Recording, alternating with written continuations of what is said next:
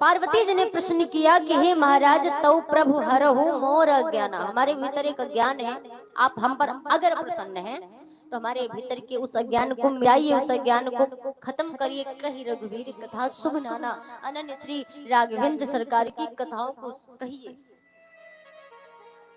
श्री रामचंद्र की कथाओं को कहिए। उसके पहले हमारे भीतर संशय, महादेव ने कहा पहले संशय तू बताओ किस चीज का। कसम से है नाथ धरे व नरतन के ही हेतु क्यों, जिनकी इच्छा मात्र से सृष्टि का सृजन होता हो, क्या उनकी इच्छा मात्र से शत्रु का विनाश नहीं हो पाएगा? क्यों नहीं होगा, जरूर होगा। फिर उनको आने की आवश्यकता क्या थी? काहे आए श्री राम जी मनुष्य बन के? बात राक्षसों की होती तो भगवान ऐसे भी शत्रु का विनाश कर सकते थे। फिर मनुष्य बन करके ये लीला करना है ना, अन्य पीड़ाओं को झेलना, दुख सहना, ये सब क्यों? इस एक साधारण मनुष्य जैसा जीवन क्यों रहा श्री रामचंद्र का? तब भोले बाबा जी मुस्कुराए और देवी पार्वती की तरफ देख करके मन ही मन विचार कर रहे हैं कि ये वही है सती, ये वही सती है। वही पार्वती जब सती थी, जब भी मैं कथा कहता तो ये बीच में विवाद कर देती। जब मैं पहले कथा कहता था, जब ये सती थी तो ये बीच में विवाद करते थे। पर आज वही सती जब पार्वती बनकर के आई तो अब संवाद की बात कर रही है। अब खुद ही कह रही कथा सुनाओ, बताओ। सती और पार्वती है एक ही, पर अंश एक ही है, रूप स्वरूप एक ही है, पर इनके भीतर के जो गुण नापे जाएं तो इनके सती और पार्वती के भीतर के गुण एकदम से एक दूसरे से मेल नहीं खाते। एक सती के गुण और है, पार्वती के गुण और है। पार्वती हर प्रकार से महादेव के योग्य है, हर प्रकार से।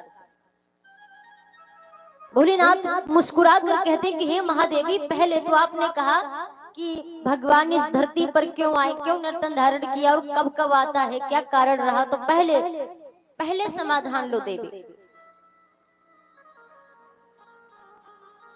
कि राम जन्म के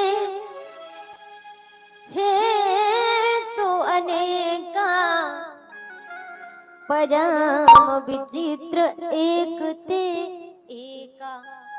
राम जन्म के अनेक कारण है, बहुत सारे कारण है, अनन्य कारण है, क्या क्या बताऊं। पर दूसरा आपने कहा भगवान क्यों आता है, तो उसका समाधान लो देवी। जब जब होए धर्म कहानी, जब जब होए धर्म कहानी, बढ़हि असुर अधम अभिमानी, बढ़हि असुर अधम अभिमानी।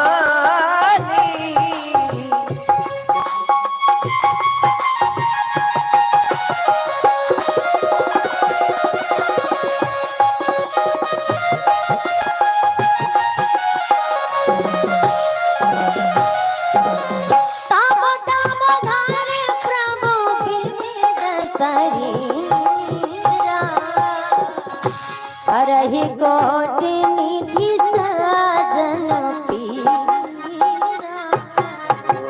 हरहि कोटि निधि साजन पीरा। जनम एक जोई कहूँ बखानी, जनम एक जोई कहूँ बखानी। सावधान सुनि सुमुखी सयानी, सावधान सुनि सुमुखी सयानी।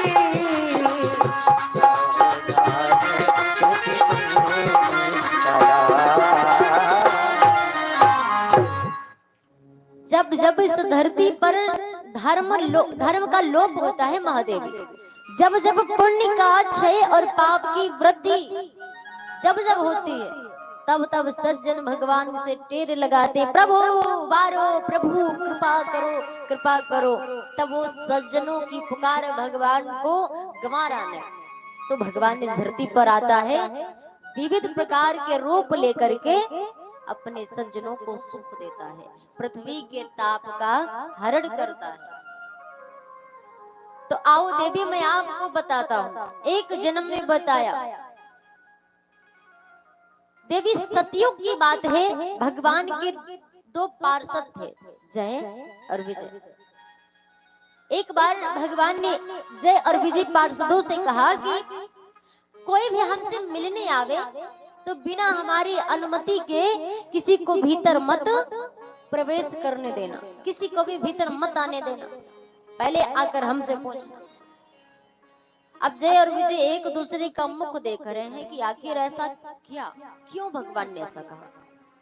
हमने तो वेदों से सुना है, महात्माओं के मुख से सुना है, भगवान सबके हैं, कोई भी आ जाए, कोई भी दर्शन करे, कोई प्रतिबंध नहीं। और जो प्रतिबंध लगाते हैं वो मूर्ख है, स्वयं को भली पुजारी कहें पर वो मूर्ख है। नहीं, भगवान सबके हैं। पर एक चीज मैं आपको बताऊं, आप में सामर्थ्य है कि आप तीर्थ जाओ, है ना, आप में सामर्थ्य है, आपकी इच्छा जाना चाहते हो। आपका कहीं कहीं तो ऐसा होता है कि आपका मन तो बहुत होता है कि मैं फला जगह जाऊं, दर्शन करूंगा, जैसे हरिद्वार, अभी प्रयागराज कुंभ का मेला, आपका मन तो बहुत होगा पर सामर्थ्य नहीं है भीतर इतना, है ना। कहीं बीमारी है, कहीं पाँव में दर्द है, या फिर खर्चे से लेकर कोई भी किसी भी प्रकार की दिक्कत है, पर आपका मन है तो मत जाओ। शरीर आपका साथ नहीं दे रहा, सामर्थ्य नहीं आपके भीतर, तो मत जाओ। पर लोगों को लगता वहां जाएंगे तो गंगा नहाएंगे, वहां हमारा कल्याण होगा। पर गांव में हर साल कथा होती, गांव में हर साल कथा होती, जहाँ राम कथा होती है, प्रयागराज खुद ही आकर वहां पर बसेरा कर लेते हैं, खुद ही। कभी 7 दिन तक कथा होगी, हर साल गांव में कथा होगी, वहां तो उस प्रयाग में तो कभी नहीं आएंगे, पर वहां के चक्कर में जाएंगे, वहां पाप धुल जाएगा। और मुझे लगता है जितना लोग गंगा में नहा के पाप धुलते नहीं, उतने सिर पे चढ़ा के और चले आते हैं, उतने और सर चढ़ा के चले आते हैं। कैसे? पहले नहाएंगे, है ना, चलो 1-2 डुबकी लगाई, बाहर निकल आए तब तो ठीक है। पर कई कई लोग क्या करते, पाप धुलने के चक्कर में और पाप कमा लेते, वहीं में पानी भरा गंगा जी का करके थोक दिया, उसमें कुल्ला कर लेते, वहीं गंगा में कपड़े धुलते, साबुन से नहाते, और उसी में। तो ये सब चीजें आप समझ लो, पाप नहीं धुल रहा। पाप धुलने के लिए तो एक बूंद ही काफी है गंगा जी की, सिर्फ एक बूंद। अब माताएं देखो जाती हैं, और आपने तो देखा ही होगा, जब गंगा में महिलाएं नहाती तो कैसे स्नान करती, जैसे कि अपने घर में स्नान करते। मतलब कोई भी लाज शर्म हया इनको रही नहीं गई है। इनको लगता है पाप, अरे जाओ, पाप क्या,